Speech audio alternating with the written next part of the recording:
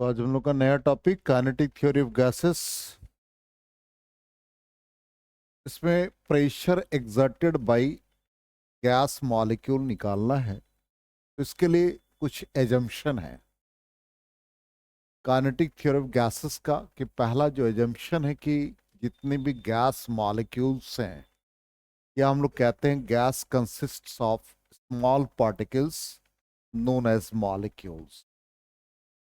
जो मॉलिक्यूल्स है गैस के वो identical in all respect, size, shape, कहने का मतलब आइडेंटिकल और स्फेरिकल है, रिजिड है और इलास्टिक पॉइंट मासेस। पहला एजम्पशन। दूसरा एजम्पशन कहता है इसका साइज नेग्लिजिबल होगा as compare to intermolecular distance. Intermolecular distance 10⁻⁹ metre ले। नेक्स्ट पॉसिल्यूट्स या कह सकते हैं एजम्पशन कि volume of molecules is negligible in comparison to the volume of the gas. ये थर्ड postulates और assumption। फोर्थ कहता है कि molecules of a gas keep on moving randomly in all directions with all possible velocity। इसका मतलब जो molecules हैं वो randomly move करेंगे। ठीक, ये चार मेन assumption है। इसके बाद हम लोग ये भी देखेंगे कि जब मॉलिक्यूल्स वेसल पर स्ट्राइक करेगा, कंटेनर पर स्ट्राइक करेगा, तो उसके मोमेंटम में क्या चेंजेस आ रहा है, क्या एनर्जी कंजर्व रहता है, ये सारी चीजें देखेंगे। तो यहां पर कंडीशन एक चीज दिमाग में रखना है कि ये परफेक्टली इलास्टिक कोलिजन होगा। इसका मतलब there is no loss of energy. तो नेक्स्ट हमारा एजम्पशन है कि गैस मॉलिक्यूल्स कोलाइड कर रहा है with the walls of the containing vessel, और हमने कहा कि परफेक्टली इलास्टिक है, तो there is no loss of its kinetic energy और मोमेंटम भी कंजर्व होगा।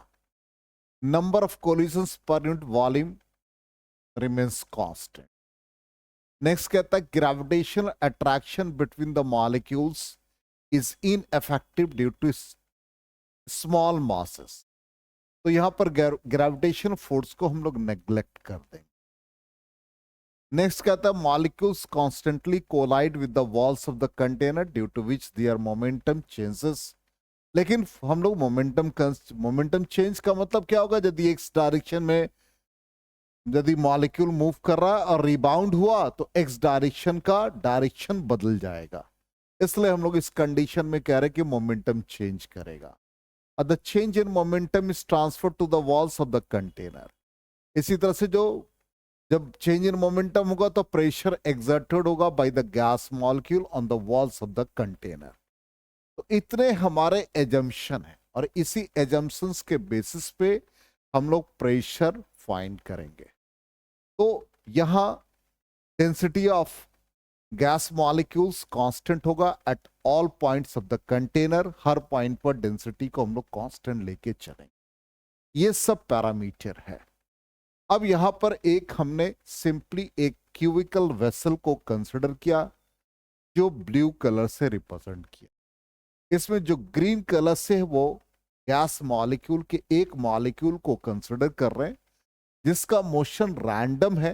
रैंडम का मतलब यहां पर हम एक्स एक्सिस में भी लेंगे, वाई एक्सिस में भी लेंगे, जेड में भी लेंगे, और इनका इफेक्टिव वैल्यू वी होगा। अब यहां पर ये तीनों डायरेक्शन पॉसिबल है। तो यहां एक चीज आपको दिमाग में रखना है कि सबके डायरेक्शंस एक्स वाई जेड हम सारी चीजों को लिख रहे हैं। ठीक, एक मिनट। अब यहां जब एक्स वाई जेड तीनों की बात कर रहे हैं तो एक्स डायरेक्शन में भी वेलोसिटी है जिसको वी एक्स लिख रहे हैं, वाई डायरेक्शन में वेलोसिटी वी वाई लिख रहे हैं, जेड डायरेक्शन में वेलोसिटी वी जेड है। तो जब रैंडम मोशन होता है तो उस कंडीशन में हम लोग रूट मीन स्क्वायर स्पीड निकालते हैं। अब रूट मीन स्क्वायर निकालने का जो तरीका होता है वो in fact V R M S जब हम फाइंड करेंगे तो एक्स डायरेक्शन का वेलोसिटी, वाई डायरेक्शन का वेलोसिटी, जेड डायरेक्शन का वेलोसिटी, इसका एक एग्जाम्पल दे रहे हैं, इसका मीन निकाल लिया, और जब मीन को हम रूट में कर देंगे तो इसी को हम लोग आरएमएस कहते हैं। Means V RMS is equal to V mean का स्क्वायर निकाल के रूट निकाल लेंगे। अब यहां पर वी मीन जब भी हम लोग लिखेंगे, या तो इस तरह से लिखेंगे या इस तरह से लिखेंगे, या आप इसको वी मीन ऐसे भी लिख सकते हैं। इतने तरीके से लिखने का वे, आप या तो वी बार या इस तरह से ब्रैकेट यूज कर लो, वी मीन सब्सक्रिप्ट में लिख दो और एवरेज सब्सक्रिप्ट में लिख दो, इतने तरीके से। और आरएमएस हमने कहा कि चूंकि यहां पर ये कंसिडर करके चल रहे हैं भाई कि एक्स डायरेक्शन में भी वेलोसिटी है, वाई में भी है, जेड में भी है, तो ये हमारा पहले कंसिडरेशन होगा।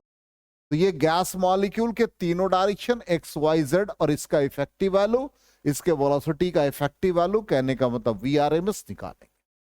अब ये कंसिडर करके चल रहे कि ये मॉलिक्यूल इस वेसल के वॉल्स पर स्ट्राइक कर रहा है, कोलाइड कर रहा है।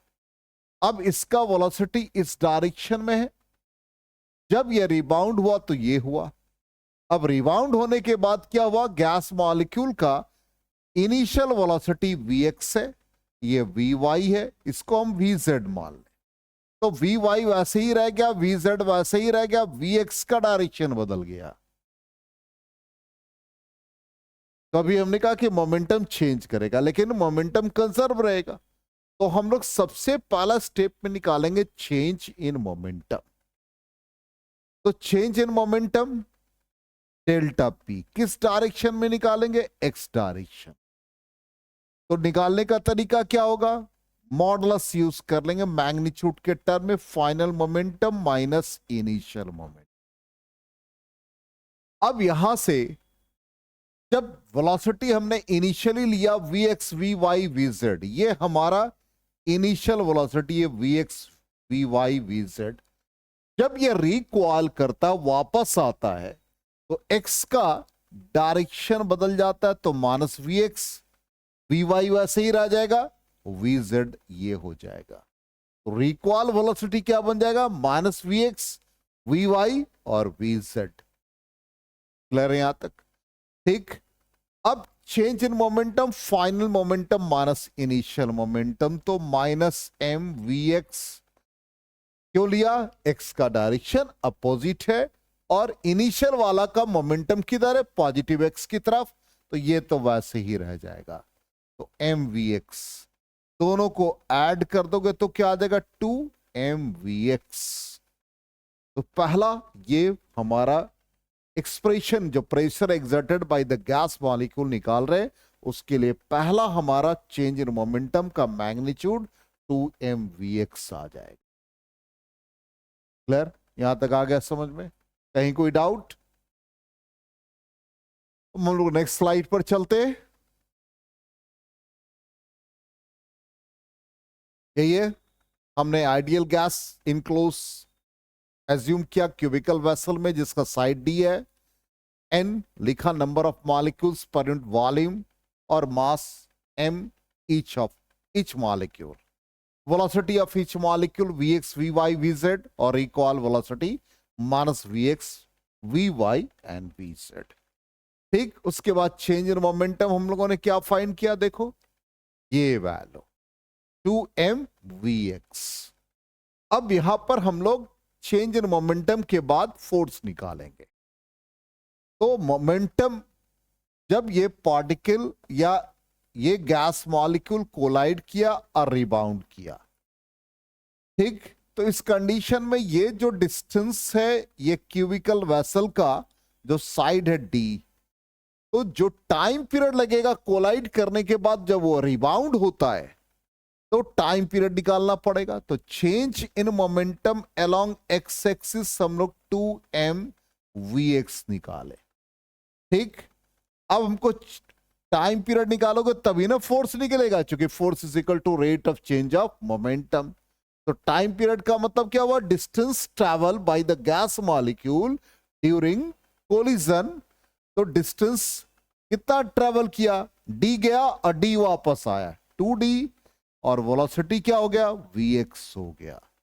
अब इससे फोर्स एक्सर्टेड निकालेंगे अलोंग एक्स एक्सिस, तो it is defined as the rate of change of momentum. तो डेल्टा पी एक्स का वैल्यू कितना आ गया भाई, 2mvx, और टाइम पीरियड कितना आ गया, 2d बाई vx। 2 और 2 कैंसिल हो जाएगा, तो फाइनली क्या आ जाएगा, mvx स्क्वायर बाई d। बोलो क्लियर, यहां तक आ गया समझ में। तो वही यहां पर हमने फोर्स निकाला अलोंग एक्स एक्सिस, कितना आ गया, mvx स्क्वायर बाई d। अब ये फोर्स निकाला एक मॉलिक्यूल के लिए अलोंग एक्स एक्सिस, ऐसे बहुत सारे मॉलिक्यूल होगा तो उस कंडीशन में हम लोग फाइंड करेंगे। तो बहुत सारे मॉलिक्यूल के लिए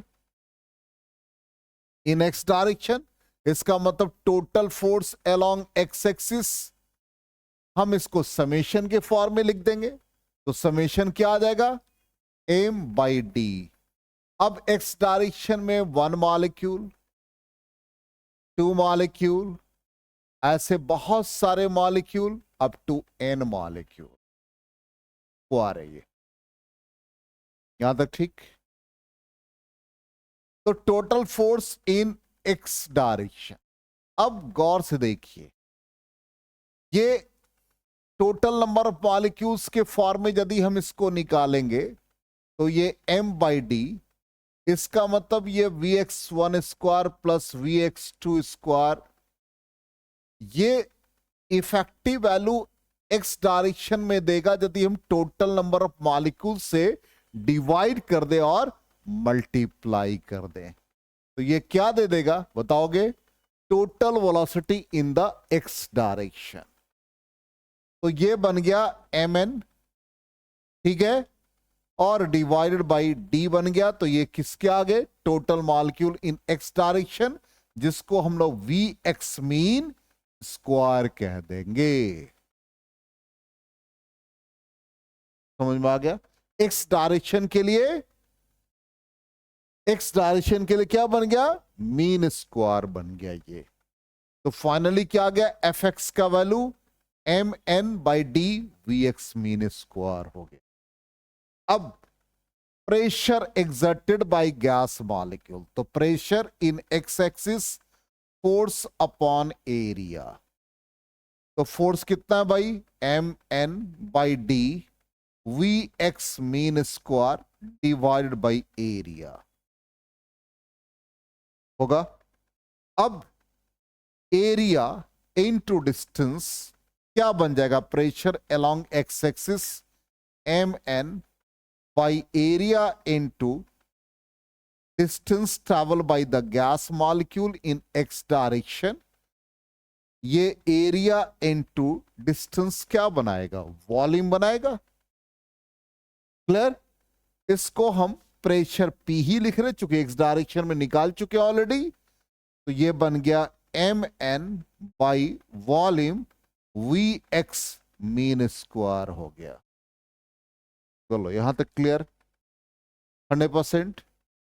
अब mn का मतलब हो गया mass of each molecule into total number of molecules, इसका मतलब टोटल मास के फॉर्म में। अब इसको हम लोग एक्स डायरेक्शन में निकाल चुके हैं, वैसे ही हम वाई डायरेक्शन में निकाल सकते हैं, जेड डायरेक्शन में निकाल सकते हैं। ठीक, अब इसको हम लोग एक्स डायरेक्शन के लिए लिखे, अब तीनों डायरेक्शन के लिए यूज करेंगे, इरेज कर रहे हैं। यहां तक नोट कर चुके हो, ठीक है। अब यहां कंडीशन है vx mean square plus vy mean square plus vz mean square is equal to v mean square. और ये हम लोगों ने अभी कहा कि डेंसिटी रिमेन्स सेम, तो इस कंडीशन में vx mean square, vy mean square और vz मीन स्क्वायर इक्वल है। और ऊपर वाले इक्वेशन में डाल दो। यदि हम सबको vx मीन एज्यूम कर ले तो ये भी Vx दे देगा, ये भी Vx दे देगा, ये V मीन स्क्वायर देगा। इसका मतलब क्या बन गया, ये 3Vx mean square is equal to V mean square, means Vx mean square is equal to V square by 3। अब हमारा एक्सप्रेशन देखो, प्रेशर का क्या आया था बताना, mn V कितना था,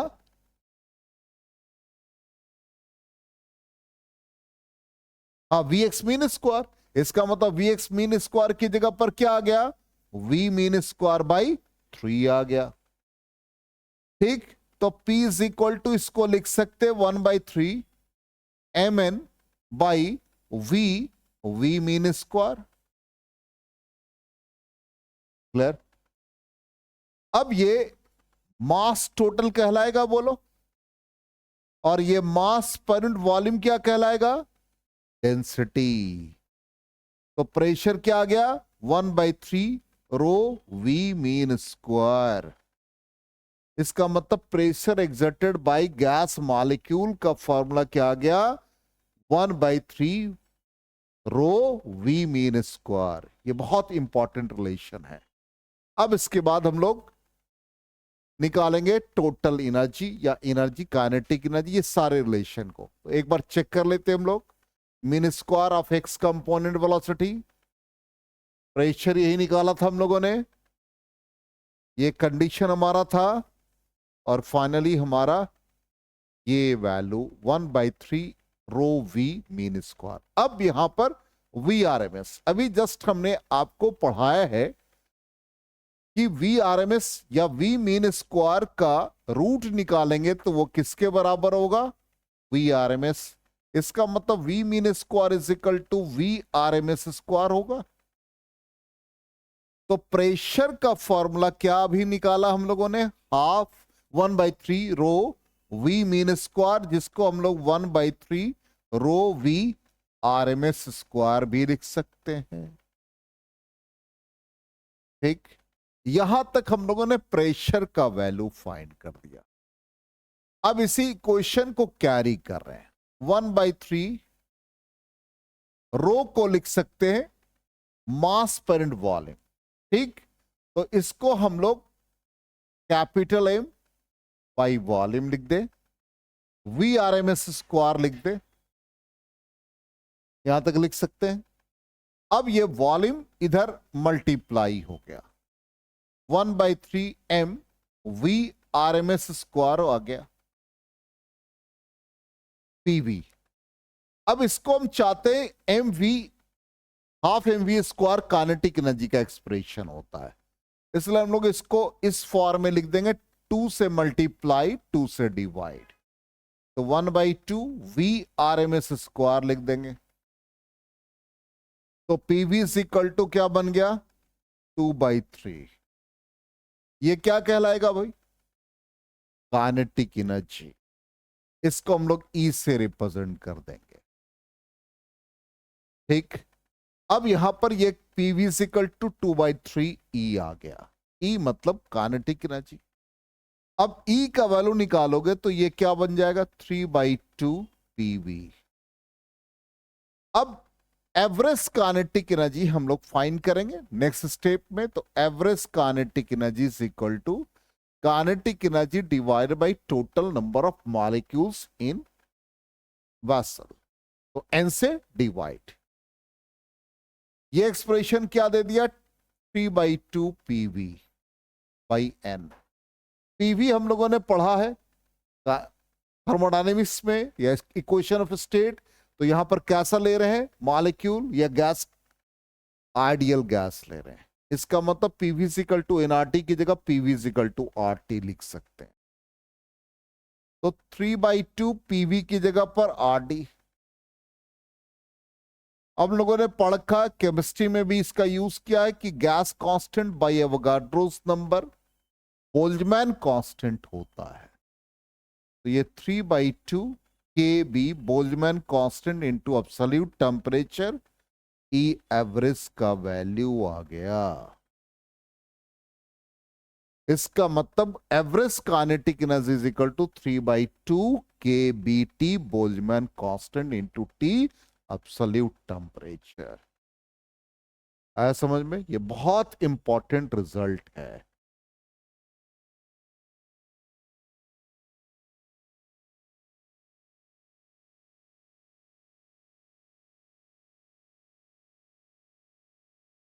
हो गया? अब इसको हम लोग रिजल्ट से वेरीफाई कर लें, एक बार चेक कर लेते हैं। देखो यही आ गया 3/2 kBT बोल्ट्जमैन का। क्लियर? तो यहां तक हम लोगों को एक्सप्रेशन याद रखना, इसका यूज होगा बहुत जगह। अब यहां पर तीन तरीके का वेलोसिटी हम लोग यूज करेंगे। पहला कहता root mean square speed, RMS. Root mean square, अभी जस्ट हम लोगों ने एक्सप्रेशन क्या निकाला देख लो। रूट मीन स्क्वायर हम लोग पीवी के टर्म में इसको लिख रहे हैं, तो पीवी इक्वल टू क्या बना?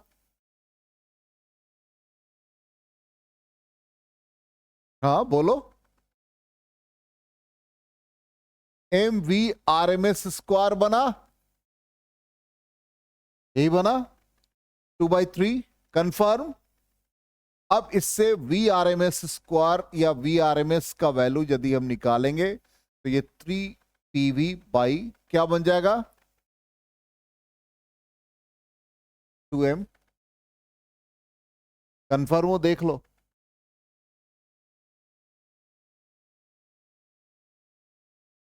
वही तो पूछ रहे हैं।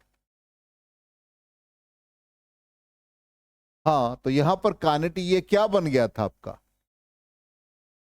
पीवी इक्वल टू क्या आया?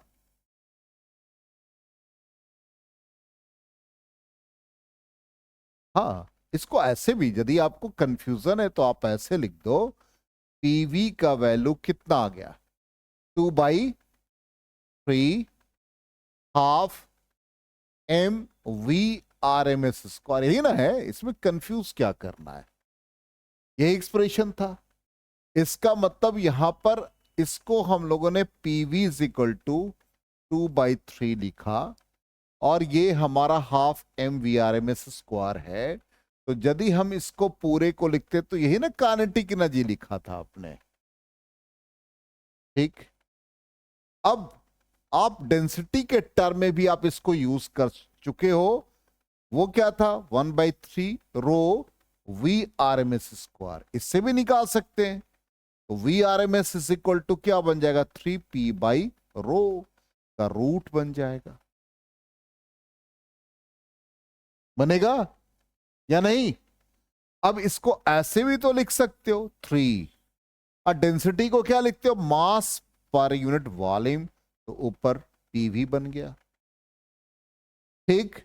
अब इसको ऐसे भी लिख सकते हो, पीवी इक्वल टू क्या होता भाई? RT लिख सकते हो। ये बना। अब इसको इस फॉर्म में भी लिख सकते 3RT डिवाइड बाई मास को क्या लिखोगे? Mass of each molecule into number, total number of molecules. R/N क्या कहलाएगा? Boltzmann constant. इसका मतलब 3T/ बोल्ट्जमैन कांस्टेंट, ये क्या बन गया? 3 Boltzmann constant KBT, B subscript है, डिवाइड बाई M। इतने तरीके से लिख सकते हैं। इसका मतलब VRMS एक ये वे है निकले का, और एक PV के फॉर्म में, एक RT के फॉर्म में, और एक बोल्ट्जमैन कांस्टेंट के फॉर्म। तो इसको हम लोग कहते हैं रूट मीन स्क्वायर स्पीड। इसका मतलब है square of the speed of different molecules. ठीक। अब ये VRMS निकला, इसी तरह से मोस्ट प्रोबेबल निकालेंगे, एवरेज निकालेंगे। तो एवरेज के लिए 2 टर्म आ जाएगा, बिल्कुल यही एक्सप्रेशन रहेगा, 2 आ जाएगा। मोस्ट प्रोबेबल के लिए 3 की जगह पर π/8 हो जाएगा। हमने क्या कहा? जब एवरेज वैल्यू निकालेंगे तो क्या बन जाएगा? 2P/ρ। सारे टर्म वैसे ही रह जाएंगे, PV/M। इसी तरह से 2RT/M, इसको भी सिंप्लीफाई करोगे तो 2 kBT/m। और मोस्ट प्रोबेबल जब निकालेंगे MP से रिप्रेजेंट करेंगे तो ये क्या आ जाएगा, π/8। तो π/8 P/ρ। और फिर फाइनली ये भी आ जाएगा π/8 KB Boltzmann constant T absolute temperature by m। अब इसको हम लोग वेरीफाई कर लें। आ गया समझ में लिखने का वे? ऑलरेडी हम लोग रिजल्ट में लिख चुके हैं। तो VRMS ही आ रहा है 3 kBT/b सब्सक्रिप्ट यूज कर रहे हैं, आप स्मॉल k यूज कर सकते हैं। तो ये रूट मीन स्क्वायर हो गया। दूसरा most probable particles of gas, उसके रेंज होते हैं स्पीड के। तो ये जब भी आप निकालेंगे maximum fraction of total number of molecules of the gas, तो यहां पर मोस्ट प्रोबेबल का आ गया 2p/ρ। और फिर एवरेज के लिए देख लीजिए, एवरेज के लिए सॉरी, तो यहां पर ये आ जाएगा, वो इंटरचेंज कर लोगे π/8,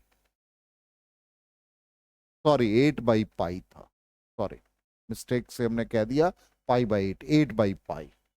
तो इतने फॉर्म में हम लोगों को वैल्यू याद रखना है, एक एवरेज, मोस्ट प्रोबेबल और रूट मीन स्क्वायर। 3 तरह का स्पीड हम लोगों ने काइनेटिक थ्योरी ऑफ गैसेस में फाइंड किया। अब इसके बाद है degrees of freedom, law of equipartition of energy. छोटा सा पार्ट है, कल खत्म हो जाए और कुछ क्वेश्चन इसमें ऐड कर देंगे।